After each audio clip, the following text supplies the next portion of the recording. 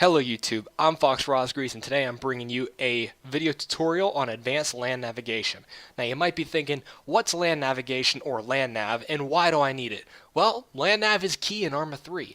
It's what gets you into position to kill the enemy, and it's the same thing that keeps you away from the enemy's kill zones. It is crucial for coordinating with allies, and without LandNav you will get lost, guaranteed, because these are very big maps.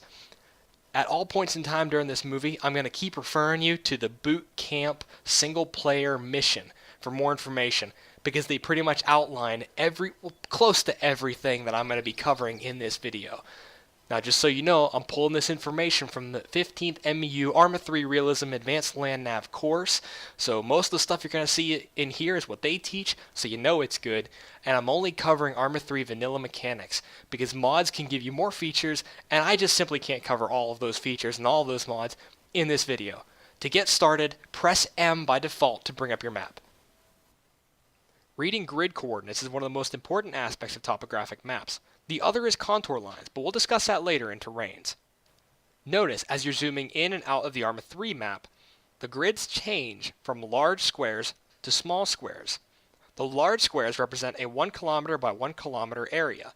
The small squares represent 100 meters by 100 meters. Reading grid coordinates is not hard. All you have to do is pick a square, note the top or bottom number that corresponds to that square, and pair it to the number on the left or right hand side scale that corresponds with that square. There are several types of grid coordinates and we can cover all of them. There's the 4-digit square, which denotes a 1-click by 1-click area. Note that this grid coordinate is not accurate and covers a very, very wide area. The 6-digit is the default grid reference in ArmA 3. It specifies a 100 meter by 100 meter area. Then you have what's called the 8-digit grid. If a 4-digit grid represents a 1-click by 1-click area and a 6-digit represents a 100 meter by 100 meter area, the 8-digit grid represents a 10 meter by 10 meter square on the map. Now there's no way to get an 8-digit grid in vanilla ArmA 3, so you really have to eyeball it. However, vanilla ArmA 3 gives you the 6-digit grid right next to your cursor on the map screen for most difficulties. If you don't like the 8-digit grid method, there are other ways to narrow down your position within that 6-digit grid.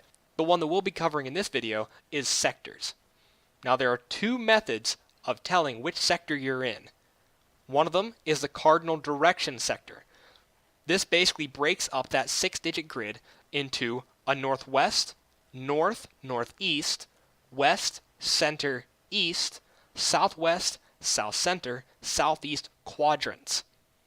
The other is called the numpad method. All you have to do is simply imagine that that 6-digit grid covers your numpad. So all you have to say is I'm at grid XXX, YYY, sector 7 numpad. There are two additional terms you need to know when talking about grid references and grid lines. The eastings are the horizontal lines, while the northings are the vertical lines. Together, they separate all the grids on the map. These lines are particularly useful when setting up phase lines or free fire zones for close air support. Next up are map symbols. Buildings are pretty easy to identify on the map. They're usually solid gray or solid brown. Special buildings are marked on the map as well, such as gas stations, churches, chapels, and power substations. Foliage is also on the map, but we'll go over this more in the terrain section. Large areas of foliage are solid green, while singular pieces of foliage are either filled or empty green circles. Other landmarks include mountains, piles of rock, large rock formations, and boulders. These landmarks are typically dark gray. Roads that are marked on the map can be divided up into three categories. Main service roads, or MSRs, are typically bold orange lines. Auxiliary service roads, or ASRs, are typically white bold lines. Dirt roads, on the other hand, are very thin tan lines, and they're usually very snaky looking. Take note that power lines are also marked on the map.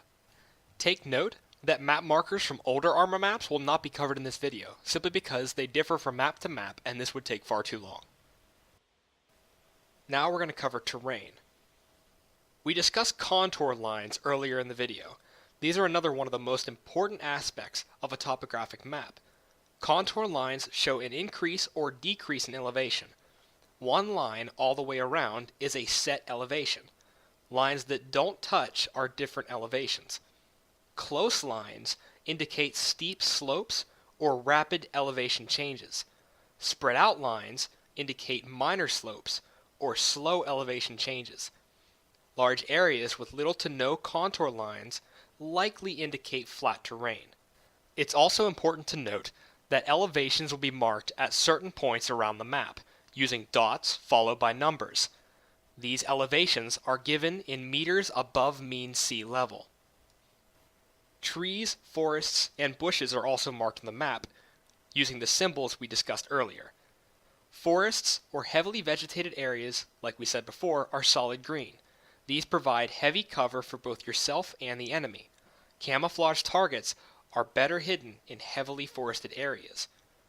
Bushes, like we said before, are green circles. Marshes are curling sets of contour lines very close to shore. And like I said earlier, we won't be covering terrain from earlier ArmA maps, simply because it varies by mod and there are a lot of them.